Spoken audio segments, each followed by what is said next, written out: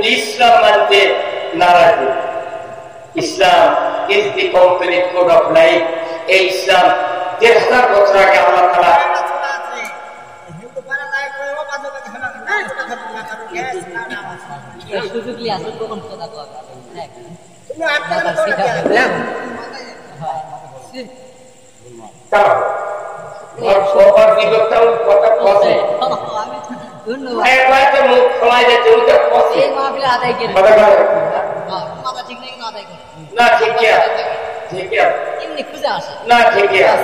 তাহলে এই যে ব্যাপারটা আমাদের বুঝতে হবে ইসলামটা কি। আজকে যদি পৃথিবীর জমিনে ইসলামী ব্যবস্থা থাকতো, আমার দেশে সুদ থাকবে না, চুরি থাকবে না, জেনা থাকবে না, ঘুষ থাকবে না, সমাজে শান্তি আর শান্তি নেমে আসবে। আল্লাহ তাআলা এই বিধান দিয়েছে। এই দিন আসুন আমরা সবাই মিলে ইসলামের পথ ধরি, ইসলামের অনুশাসন মেনে চলি। মা বোনেরা যারা আছে, মহিলাদের জন্য পর্দা করা ফরজ, কথা ঠিক কিনা? নামাজ কায়েম করা যেরকম ফরজ, পর্দা করা ওইরকম ফরজ। কিন্তু আমাদের দেশে পুরুষেরা নামাজ পড়ে, মহিলারা নামাজ পড়ে, কিন্তু পর্দার ব্যবস্থা ভালো নেই। যদি কোন হুজুরের সাথে কেউ বিধিক বিয়ে দিবে চায়, ওই গায়ের মানুষ আমার কয় ওর সাথে বিধিক বিয়ে তুমি সালাদে বাইরে চলে দে, তুমি মনে দেবে গরমের মধ্যে থাকি। আর হুন্ডা লিয়া স্ত্রী গিয়া কত যুবক যাচ্ছে, বোরকা নেই, কিচ্ছু নেই, একবারে কামিজ গাছ দিয়ে হুন্ডা মাথার তো নেই, মানে বাবুরি করে চলে যাচ্ছে। তারা মনে করছে আমার স্ত্রীকে একটু দেখায় আর নিয়ে যায়, কিন্তু আমার রসূল বলছেন আর দায়ুসুল আয়াত কুলুল জান্নাত, আয়ুব যারা তারা জান্নাতে প্রবেশ করবে না।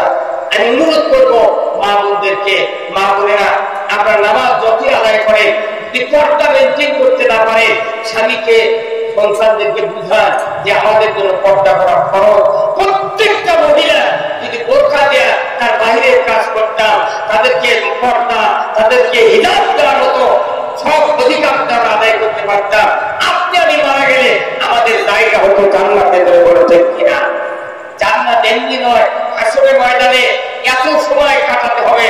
কিন্তু আমার রাসূল আমার বলেছেন, যারা ইসলাম মেনে দুনিয়া থেকে বিদায় হবে, নামাজ আদায় করবে, যৌবন কালের হেফাজত করবে, যারা জ্ঞানকে কোরআনের পক্ষে খাটাবে, এই লোকগুলি কিয়ামতের ময়দানে 2 রাকাত নামাজ পড়তে দেয়, এর আগে ফুলসেরাতের ব্রিজ পার হয়ে আল্লাহর জান্নাতে যাবে। বলে সুবহানাল্লাহ। আমরা কি জান্নাতে যেতে চাই? কারা কারা হাত তুলে, কারা কারা? আলহামদুলিল্লাহ। জান্নাতে যেতে গেলে আমাকে আপনাকে কিছু কাজ করতে হবে, জীবনের গুনাহ মাফ করতে গেলে কিছু কাজ করতে হবে। আল্লাহ রাব্বুল আলামিন সূরা মায়দার 12 নম্বর আয়াতের অংশে বলেছেন, ওয়াকাল আল্লাহ ইন্নী মাআকুম লাইন আকামতুমুস সালাতা ওয়া আতাইতুমুজ যাকাতা ওয়া আমানতুম বিরুসুলি ওয়া আজ্জারতুমুহুম ওয়া aqrabtumuল্লাহ করদান হাসানা লাউ কাফিরান্না আনকুম সাইয়্যাতিকুম ওয়া লা উদখিলান্নাকুম জান্নাতিন তাজরি মিন তাহতিহাল আনহার ফামান কাফারা বাদা যালিকা ফাকাদ দাল্লা সাওয়া'আস সাবিল। আমার আল্লাহ বলছেন, ও দুনিয়ার মানুষেরা, আমি আল্লাহ তোমাদের সাথে আছি। লাইন আকামতুমুস সালাত, যদি নামাজ কায়েম করতে পারো, ওয়া আতাইতুমুজ যাকাত, যাকাত আদায় করতে পারো, ওয়া আমানতুম বিরুসুলি, নবীদের প্রতি যদি ঈমান আনতে পারো, ওয়া আজ্জাবতুমুহুম, নবীদের কাছে সহযোগিতা করতে পারো। আবার আল্লাহ বলেছেন, ওয়াকরাতুল্লাহ করদান হাসানা, যদি তোমরা আল্লাহকে উত্তম রূপে করতে হাসানা দিতে পারো, আমি আল্লাহ বলে দিচ্ছি, লাউ কাফিরান্না আনকুম সাইয়্যাতিকুম, আমি তোমাদের তামাম জীবনের গুনাহগুলি মাফ করে দেব। গুনাহ যদি কাউকে মাফ হয়, ওই ব্যক্তির জায়গা কোথায়? কোথায় যাবে? জান্নাত। গুনাহ মাফের কাজ হলো নামাজ কায়েম করতে হবে, যাকাত আদায় করতে হবে, নবীদের প্রতি মানতে হবে। নবীরা যে কাজ করেছেন আপনাকে আমাকে সেই কাজ করতে হবে। এরপরে উত্তম রূপে আল্লাহকে ইসলামের জন্য, কোরআনের জন্য, এটি অসহায় মিসকিনের জন্য আপনাকে করতে হাসানা দিতে হবে। আল্লাহ আল্লাহকে। আবার আল্লাহ বলেছেন তোমার জীবনের গুনাহ মাফ, ওয়ালা উদখিলান্নাকুম জান্নাতিন তাজরি মিন তাহতিহাল আনহার, তোমাদেরকে বেহেশতে ঢোকায় দেওয়া হবে যে বেহেশতের মধ্যে দিয়া মধুর নহর, দুধের নহর আর শরাবের নহর প্রবাহিত। যেরকম আল্লাহু আকবার। এমন বেহেশত আমাদের জন্য অপেক্ষা করছে, সুবহানাল্লাহ। কিন্তু এই বেহেশতে যেতে গেলে এই শর্তগুলো পূরণ করতে হবে। কি ভাই, তাই না? আপনাকে যদি বলা হয় এক জায়গায় তুমি আলু লাগান, আপনার আলুর বেতন দেবো, সার দেবো, কোদাল দেবো, হাল দেবো, সব দেবো, কিন্তু তুমি ধাল হতে দেবো না, আলু লাগান যাবে। যতক্ষণ পর্যন্ত জমি তৈরি করানো হবে ততক্ষণ পর্যন্ত বেতন যাকে দাম নেয়, ওই কোদালের দাম নেয়, হালেরও দাম নেয়। আপনাকে মাটি শোধন করতে হবে, আলু উপযোগী মাটি তৈরি করতে। আপনি আমি জান্নাতে যেতে চাই, সবাই চায় একজন পেয়ালামাজও 3 হাত তোলে জান্নাতের যাবো হুজুর। কিন্তু আপনি কয় তুই আমার কয় বছর হলে বলিস নি, কয়টা বেশি দিন নয়, প্রায় বয়স 40 বছর হচ্ছে, কেবল জুম্মত দিচ্ছে। একটা মানুষ যদি 40 বছর বলিত দেয়, শুক্রবার ধরে, তার ওর বেটা কমপক্ষে 50 বছর জুম্মত ধরবে, আর তার বেটা যদি জুম্মত ধরে 60 বছর ধরবে। আজকে আমাদের অবস্থা সমাজের এমন অবক্ষয় এসে গেছে, এই অবক্ষয়ের কারণে যাকে আজকে আমরা জাহান্নামের দিকে যাচ্ছি। নবী রাসূলের দায়িত্ব ছিল এই জাহান্নামী মানুষগুলিকে জান্নাতের দিকে আহ্বান করে তাদেরকে জান্নাতি মানুষ তৈরি করা। ঠিক কিনা? আমরা যদি জান্নাতে যেতে চাই, রাসূলের আদর্শ ছাড়া জান্নাতে যাওয়া যাবে। আল্লাহ রাব্বুল আলামিন কোরআনুল কারীম বলছেন, কুল ইন কুনতুম তুহিব্বুনাল্লাহ ফাত্তাবিউনি ইউহিব্বুকুমুল্লাহ ওয়া ইয়াগফির লাকুম যুনুবাকুম আল্লাহু গফুরুর রহিম। নবী আপনি বলে দেন, আপনার উম্মতেরা যদি আমি আল্লাহ আমাকে যদি ভালোবাসতে চাই, তাহলে ফাত্তাবিউনি আপনার দ্বারা অনুসরণ করে, আপনার অনুসরণের মাধ্যমে যদি আমি আল্লাহ আমাকে ভালোবাসতে পারেন, আল্লাহ রাসূল বলেছেন ওই বান্দাকে আমি আল্লাহ ভালোবাসবো। শুধু ভালোবেসেই ক্ষান্ত হবো না, ইয়াগফির লাকুম যুনুবাকুম, আমি রব্বুল আলামিন ওই বান্দার তামাম জীবনের গুনাহগুলি মাফ করে দেব। গুনাহ মাফ হবে কখন? যখন রাসূলের আদর্শ মানব। আল্লাহু আকবার। তাহলে গুনাহ মাফ করতে রাসূলের আদর্শ, আপনার জান্নাত পেতে গেলে রাসূলের অনুসরণ আমাদেরকে করতে হবে। এই জন্য কোরআন ছাড়া, রাসূলের আদর্শ ছাড়া জান্নাতে যাওয়ার উপায় নাই। একটু জিকির করেন, সুবহানাল্লাহ আলহামদুলিল্লাহ লা ইলাহা সুবহানাল্লাহ। তিনি পশুরের সাথে যুদ্ধ করে মহাস্থানে কালিমার পতাকা বিজয় করেছেন, কথা দেখি না?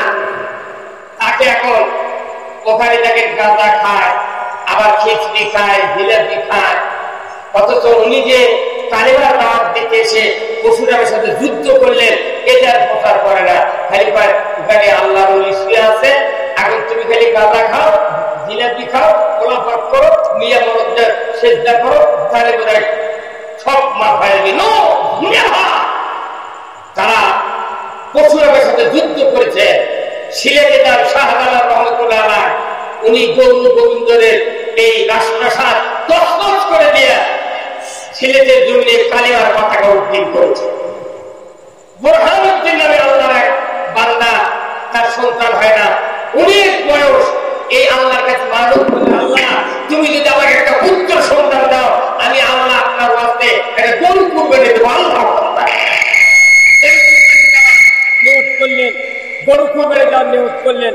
এমন সময় ঠিক গৌর গোবিন্দ ওই গরুর বস্ত কি যেন শয়তানি ফেরে করে খবর পেল, বুরহানুদ্দিনের একবার হাত কাটে দিল, সন্তান দুনিয়াতে বিদায় করে দিল। এই রাজত্ব ছিল এই সিলেটের জমিনে। এই রাজত্ব তছনছ করে দেয়া সিলেটে শাহজালাল রহমতুল্লাহ আলাইহ কালিমার পতাকা উড্ডীন করেছিল। পৃথিবীর যত বড় বড় আউলিয়া কেরাম, দ্বীনের মুজাহিদ, যারা আল্লাহ তারা কালিমার পতাকা উড্ডীন করার জন্য নিজের রক্তকে বিলিয়ে দিয়েছেন, চেষ্টা করেছেন। আমরা আজকে যত মানুষ আছে এই মানুষগুলি মেহেরবানি করে আমাদেরকে কোরআন করতে হবে, হাদিস করতে হবে, রাসূলের আদর্শ মানতে হবে। রাসূলের আদর্শ মাফিক যদি আমরা কাজ করি আমাদেরকে আল্লাহ তাআলা অবশ্যই মাফ করে দিবেন, অবশ্যই আল্লাহ জান্নাত দেবেন। দরবার আল্লাহুম্মা আমিন। জান্নাতে যেতে গেলে আমাদেরকে কোরআন মানতে হবে, রাসূলের হাদিস মানতে হবে। আমরা আমাদের জীবনের আদর্শ মানুষ হলেন রাসূল। লাকাদ কানা লাকুম ফি রাসূলিল্লাহি উসওয়াতুন হাসানাহ লিমান কানা ইয়ারজুল্লাহা ওয়াল ইয়াউমিল আখিরা। আমার আল্লাহ বলেছেন তোমাদের যে উত্তম আদর্শ রয়েছে রাসূলের চরিত্রের ভিতরে। তোমরা যদি কেউ আখিরাতের আযাব থেকে বাঁচতে চাও রাসূলের আদর্শকে উত্তম নমুনা হিসেবে গ্রহণ করো। আসুন না আমরা সেই রাসূলের আদর্শ ধরি, আদর্শ মানি। আজকে আপনাদের এই খানকা শরীফে কোরআনের এই মাহফিলের আয়োজন করা হয়েছে। আশেপাশে অনেক লোক আছে, তারা জীবিত বাসার বাড়িতে আছে, কিন্তু মাহফিলে না আসার কি কারণ আমি বুঝতে পারলাম না। আসুন না আমরা গত জীবনে যা করেছি একটাবার আল্লাহর সন্তুষ্টির জন্য আমরা আজ থেকে প্রতিজ্ঞা করি আর জীবনে নামাজ কাজা করব না, আর অন্যায় করব না, আর আল্লাহ রাসূলের বিপক্ষে যাব না। আল্লাহ তুমি আমাকে মাফ করে দাও।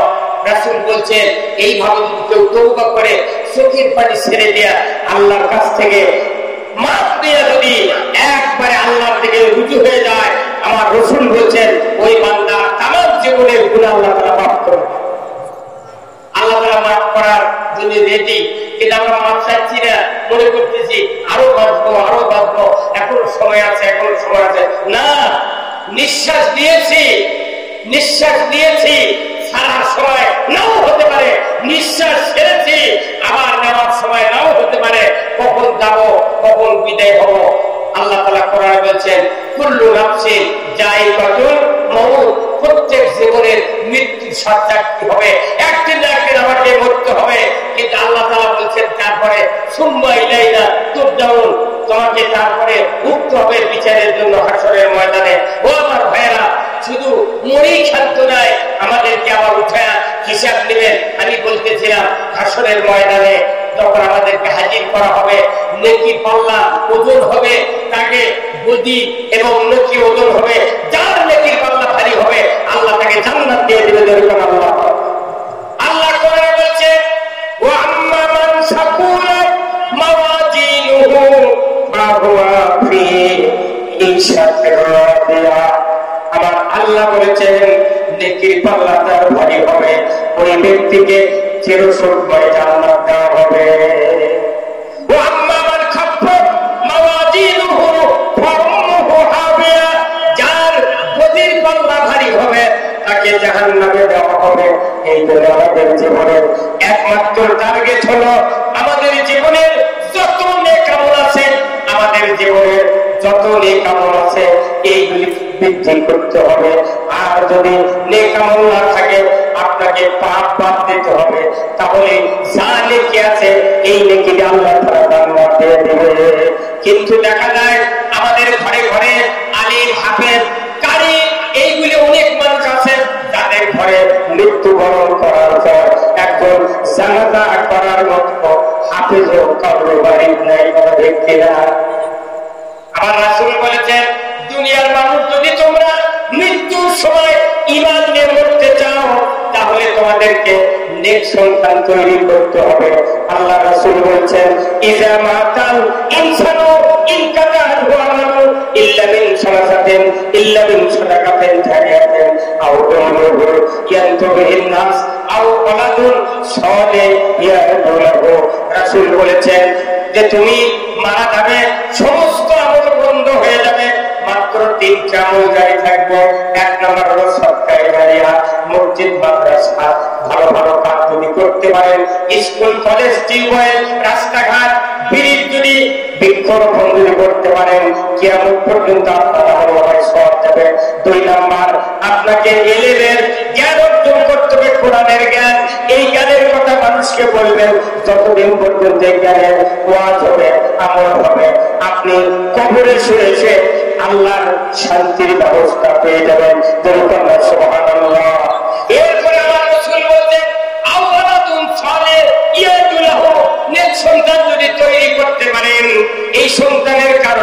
পিতা মাতার তামাম জীবনের গুনাহ আল্লাহ তাআলা মাফ করে দেন। আমার রাসূল বলেছেন, দুনিয়ার কোন মানুষ যদি মরণের সময় ঈমান নিয়ে মরতে চায়, তাহলে মরণের সময় তাকে কোরআন শুনতে হবে। বলুন তো, আজকে এই হাদিসটা শুনলাম, রাসূল বলেছেন মওত যখন আসে যায়, ওই সময় দুইটা শয়তান বাবার সুরতে ডান দিকে মা বসে, মায়ের সুরতে বাম দিকে মা বসে যায়। মা আর বাবা, এই বাবা বলে, বেটারে 50 বছর পর্যন্ত তোমাকে মাথার ঘাম পায়ে ফেলে তোমাকে লালন পালন করে আমি বড় করেছি, নিজে না খাইয়া তোমাকে খাওয়াইছে বেটা। আমি মরণের সময় ইহুদি ধর্ম গ্রহণ করে মারা গেছি, তুমি ইহুদি হইয়া মরো, তোমার ভালো হবে। এরপরে মায়ের সুরক্ষা শয়তান বলবে, রে বেটা, 10 মাস দিন উদরে ধারণ করেছিলাম, তোমাকে আমি 2 বছর 2.5 বছর দুগ্ধ পান করিয়েছি, আমি তোমার গাথরের কাজ করেছি 5 বছর, আমি তোমাকে শীতের থেকে বাঁচানোর জন্য কলিজার পরে করে রেখে সারা শান্তি দিয়েছি। রে বেটা, আমি মরণের সময় নাসারা ধর্ম গ্রহণ করে মারা গেছি, তোমার নাসারা হয়ে মরণ, তোমার ভালো হবে। বলুন তো, দুই দিকের এই দুই শয়তানের কথা কি শোনা যাবে? শোনা যাবে?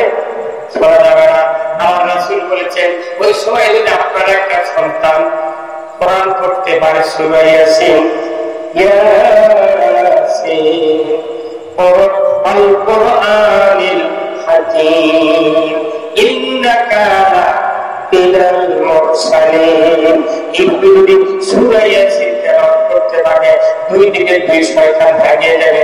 নবী বলেছেন, ওই মদিনার মধ্যে থেকে এসে আমি ওই তোমার পিতার সামনে আমি বলবো, ও আমার উম্মত, সৌভাগ্যশীল উম্মত, তোমার কলিজার টুকরা সন্তান কোরআন পড়ার কারণে শয়তান ভাগিয়ে গিয়েছে, তুমি আমার চেহারা দেখো আর কালিমা পড়ে পড়ে তুমি ঈমানের কোলে ঘুমিয়ে যাও। কোরআন শিখো, শিখাও ছেলে মেয়েকে, ওহে মুসলমান, জান কবরের কালে তোমার হইবে আসান, জান কবরের কালে তোমার হইবে আসান।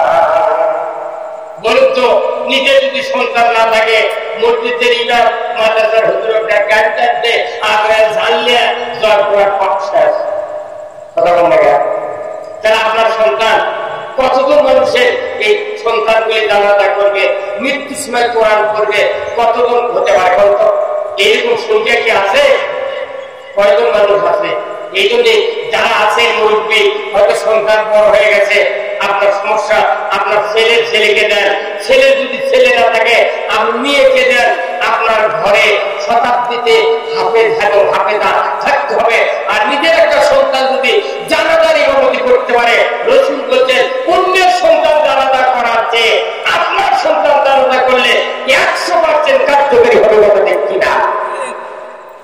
অন্য মানুষের সন্তান জানাজা করলে তার মুখ দিয়ে দোয়া তেলাওয়াত হবে, কিন্তু অন্তরে মহব্বত করার কথা করার শুন কি হবে? দেখা যায় যে সানাই ভুল করছে, জানলা সানা ওকে কয়নি, উনি আল্লাহ দরকার 4 চোখ দিতে যা হয় হয়, কিন্তু নিজের ছেলে দাঁড়ানো করতে কমপক্ষে 14 মিনিট লাগবে। দোয়া করবে অন্তরে আব্বার জন্য, মায়ের জন্য, আল্লাহর কাছে মাগফিরাত কামনা করবে। আল্লাহ, আজকে শেষ, আমার এই মা, আমার এই বাবা এত কষ্ট করে লালন পালন করেছিলেন, আল্লাহ দরুদ করছি, সালাত করলাম, দোয়া করলাম, আল্লাহ তুমি আমার বাবা মাকে মাফ করে দাও। আল্লাহ রাসূল বলছেন, এই সন্তান জানাজার সময় যদি এক ফোঁটা চোখের পানি মাছের মাথার মতো নাকের ডগার দিকে গড়াইতে পারে, আমার রাসূল বলছেন, ওই খাজনিতে পিতা মাতার জীবনের গুনাহ আল্লাহ মাফ করে দেন।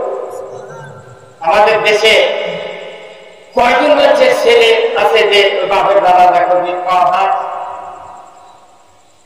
আছে। এখন অংশ মাদ্রাসা পড়ার একটু সংখ্যা বাড়িয়েছে।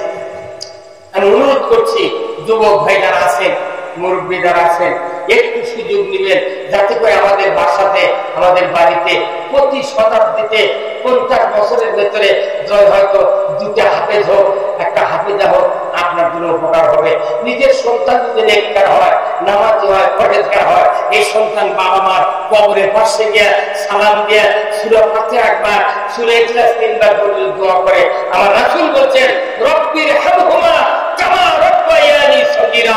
তেলাওয়াতের সাথে সাথে ওই পিতামাতার কবরের আযাব 40 দিনের জন্য আল্লাহ তাআলা মাফ করে।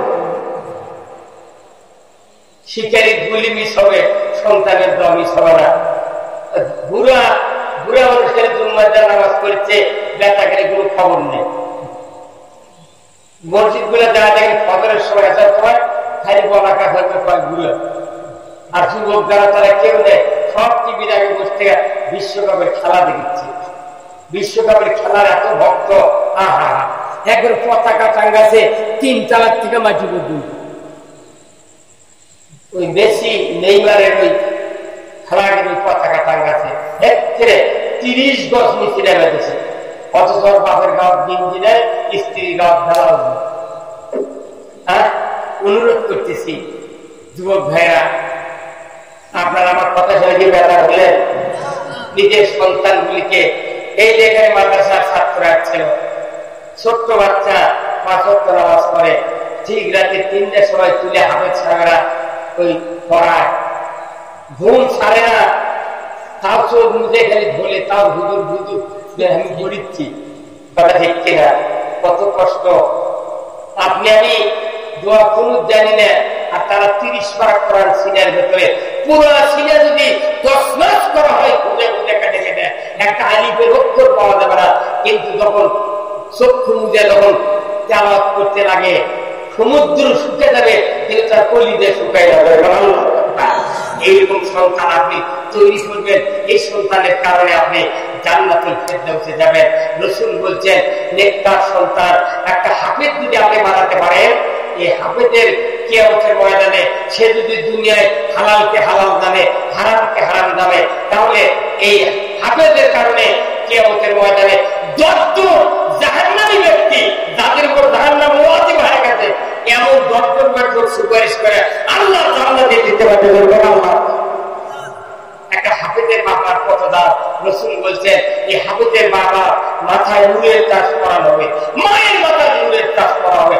কিয়ামতের মাঠের লোকজন বলবে, হে আল্লাহর ফেরেশতা, এই লোকগুলির কি আমল এদের মাথার নূরের তাজ থেকে আল্লাহর নূর তাজাল্লি ছুটছে, এরা কারা?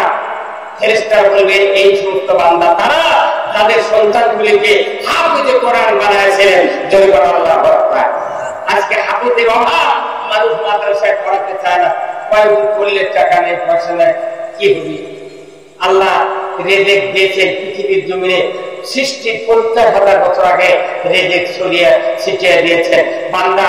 এই জন্যে প্রত্যেকটা মানুষের বাড়ি বাড়ি হাফেজে কোরআন আলিমের দিন, একজন হক্কানি আলিম, একজন হক্কানি আলিম যদি বানাতে পারেন, আমার রাসূল বলছেন এই হক্কানি আলিম যদি গ্রামের উপর দিয়ে হেঁটে হেঁটে যায়, 40 দিন ওই গ্রামের মাটির নিচে ইমানদারের কবর থাকে, 40 দিন কবরে আল্লাহ মাফ করে দেয়।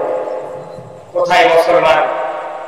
মুসলিম আমি, সৈনিক আমি, আমি যে রণবীর, আল্লাহকে ছাড়া কাউকে মানি না, নারাই তাকবীর। দেখুন আল্লাহু আকবার। মুসলিম আমি, সৈনিক আমি, আমি যে রণবীর, আল্লাহকে ছাড়া কাউকে মানি না, নারাই তাকবীর। বের মুসলমান ধরো আল কোরআন, ফিরায়া আনো সেই আর আলো সম্মান। বের মুসলমান নারাই তাকবীর, আল্লাহু আকবার, তোলো ধ্বনি ধরায় রাখবার। বের মুসলমান ধরো আল কোরআন, ফিরায়া আনো সেই আর আলো সম্মান। বের মুসলমান মারহাবা। যে আওয়াজ শুনে ওরে মুসলমান ভয় কাঁপিত, কাফের বেঈমান যদি কর মারহাবা।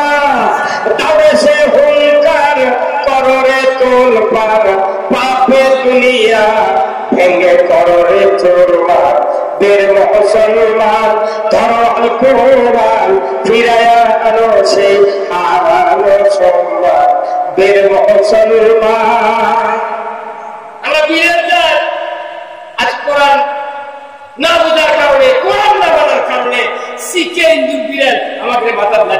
কি ভাই কোথায় বলছো না? আজকে মসজিদে জুতো চুরি হয়, মসজিদের নামাজ চুরি গেলে জুতো নিয়ে যা ওই ইমামের ওই সাইডে ছোঁয়া লাগে, মসজিদের কাতারের সামনে ছোঁয়া লাগে বক্সের মধ্যে, জুতো থাকবি বাইরে ছেড়ে নেওয়া জুম্মার ভেতরে ঢুকছে।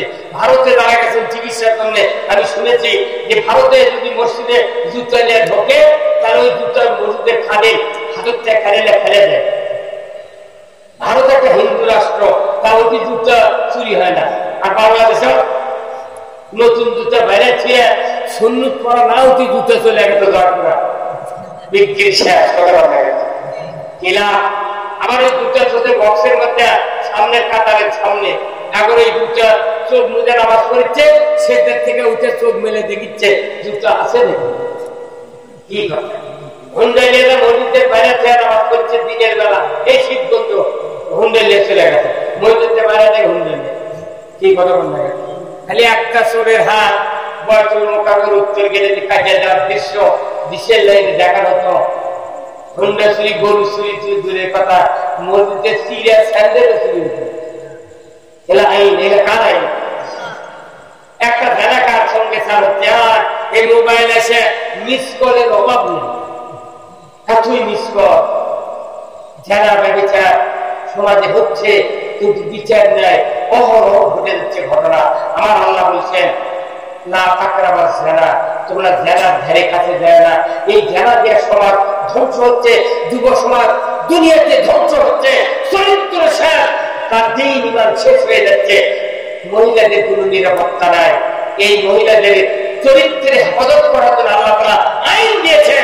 যদি বিবাহিত পুরুষ বিবাহিত নারী যদি জানা করে, সাক্ষী প্রমাণে যদি প্রমাণ পায়, তাহলে তাকে পুরুষের কোন মহিলার সিনে বলতে মাটির মধ্যে গাড়ে দেয়, আদলা পিকে দিয়ে ওর হাত দিয়ে যদি মাটির সাথে মিশে দেয়, বিশ্বের লাইন যদি দেখানো হতো, একটা জানাকারের বিষয়ে যদি বয়তুল মোকাররম উত্তর গেতে হতো, চেয়ারম্যান, ভাইস চেয়ারম্যান, যুবক যুবতী আর ছাত্র ছাত্রী, ম্যাডাম, শিক্ষক, কেউ জানা করাতে দূরের কথা, জিন্দেগিতে মিস কল দিত। এই জন্য আসুন না আমরা সবাই মিলে আল্লাহর দরবারে দোয়া করি, আল্লাহ তাআলা যেন আমাদেরকে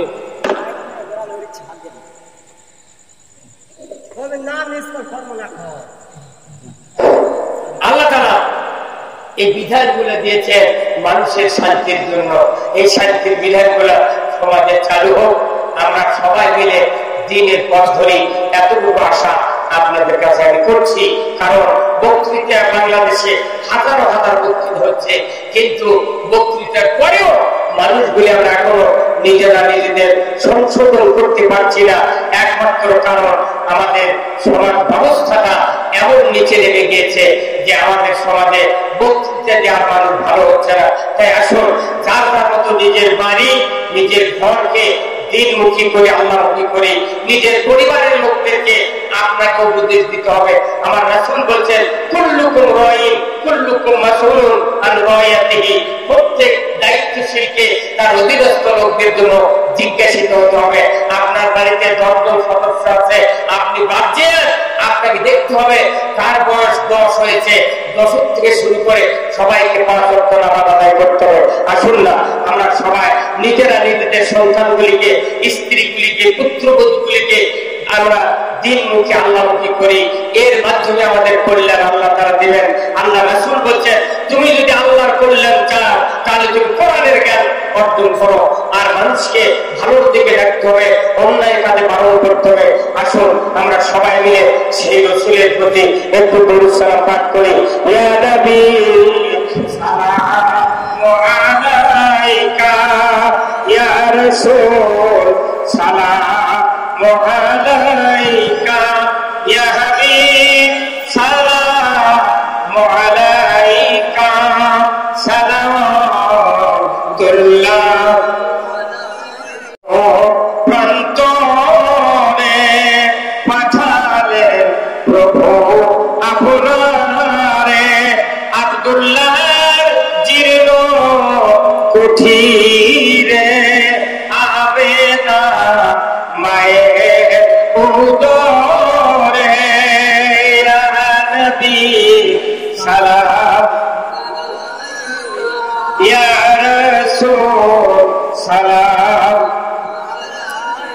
ইয়া হাবিবি সালামু আলাইকা সালাতুল্লাহ। জিবরাইল ডাকে বারে বার, খুলে দাও আসমানের দ্বার।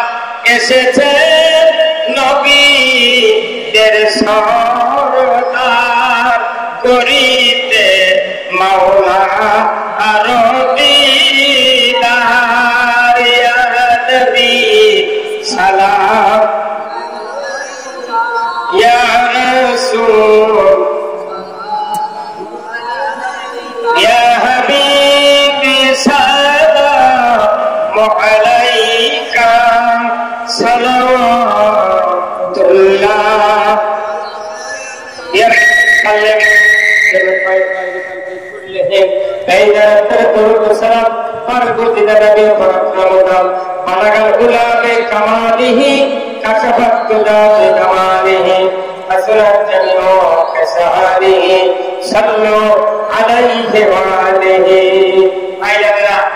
আপনারা ফকিরাত পর্যন্ত বসে আছেন, আমি আপনাদেরকে অনুরোধ করব, এই দুনিয়াতে বক্তৃতা শোনার মুখ্য উদ্দেশ্য নয়। এই দুনিয়ার থেকে বিদায়ের পর আমাদেরকে আল্লাহর সন্তুষ্টির মাধ্যমে জান্নাতে যেতে হবে। প্রকৃত সফলতা ওই ব্যক্তির তখনই হবে যখন কিয়ামতের দিনে জাহান্নাম থেকে মুক্তি পেয়ে আল্লাহর জান্নাতে যাবে, তখন ওই ব্যক্তির সবচেয়ে সর্বশ্রেষ্ঠ সফলতা। তাই আসো আমরা সবাই মিলে আজকের এই খানকার মাহফিল থেকে আমরা আল্লাহর দরবারে ফিরে যাব, দোয়া করব। এখানে অনেক লোক মারা গিয়েছেন, যার উদ্দেশ্য করে আজকের এই মাহফিল। আমাদের সামনে এক কবর, ডাইনে বামে সব জায়গায় কবর আছে। এই মানুষগুলির জন্য রুহের মাগফিরাত কামনা করব। এর আগেক্ষণেই আমি আপনাদের কাছে একটি আহ্বান জানাই যে এই মাহফিলের জন্য যদি কেউ কিছু দেন, বাকি কেউ ওয়াদা করেন, আমরা আপনাদের জন্য দোয়া করব। যদি কেউ কিছু আগে দিয়ে থাকেন তাহলে আমি আর আপনাদেরকে বিরক্ত করবো না। যদি এখন কিছু আছে, আল্লাহ আজকের এই হালকায় জিকিরের মাহফিল থেকে দোয়া করে আল্লাহ তাদের কবরখানা আপনি জান্নাতের বাগান বানাবেন। আমিন। লিল্লাহি তাকবীর। খুব তাড়াতাড়ি ভাই, যারা দিবেন খুব তাড়াতাড়ি 50 টাকা 100 টাকা যারা দিবেন, একটু একটু আল্লাহর জন্য, কোরআনের জন্য দিবেন। এই মাহফিল করতে গিয়া অনেক আল্লাহর একবার 100 টাকা, আরেকবার 50 টাকা করেছেন দান, আরেকবার 100 টাকা দান করেছেন। আল্লাহর বান্দাদের দান আপনি কবুল করে নেন। ভাইদানদেরকে আল্লাহ সংসারে বরকত দিয়ে দেন। যিনি দান করেছেন তার বংশের ভেতরে যারা কবর গেছে, কবরগুলিকে জান্নাতের বাগান বানাবেন। আমিন। আমিন। আমিন আল্লাহ আমিন। দানকারীর জন্য আল্লাহ বেহেশতের হওয়াবিন। লিল্লাহি তাকবীর। খুব তাড়াতাড়ি ভাই যারা দিবেন। রাত্রি প্রায় 11:30 পার হয়ে গেছে। আমরা হয়তো সভাপতি অতিক্রমে দোয়া করব। আপনার জন্য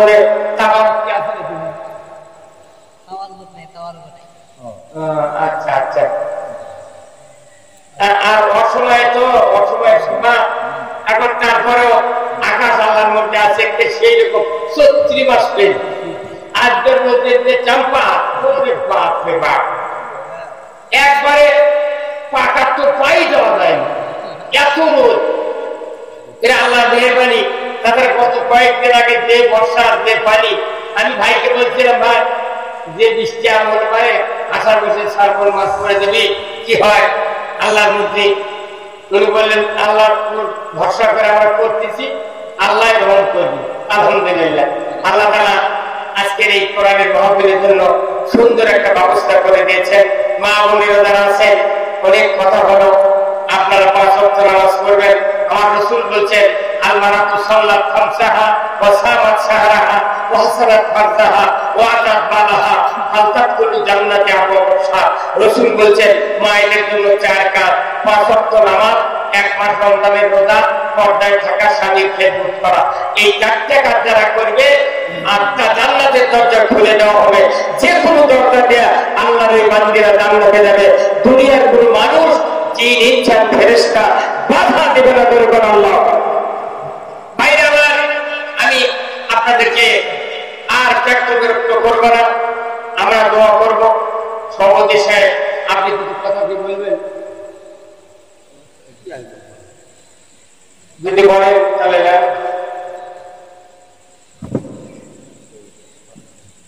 আসসালামু আলাইকুম ওয়া রাহমাতুল্লাহ।